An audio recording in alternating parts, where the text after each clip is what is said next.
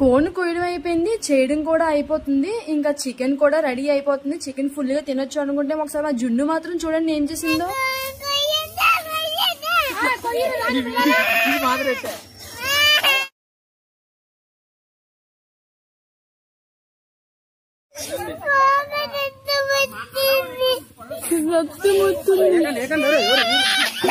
ఏటమ్మా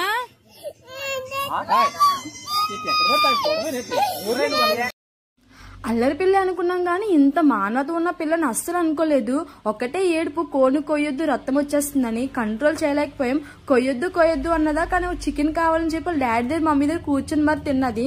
ఆ రోజు చాలా అంటే చాలా క్యూట్ గా అనిపించింది. చూడండి ఎంత బాగా చేస్తుందో ర్యాంప్ వాక్. వాళ్ళ డాడీ బ్యాక్ నుంచి చేస్తే డాడీ కన్నా ముందు నేను చేసేస్తానని చెప్పి చేస్తుంది అనమాట.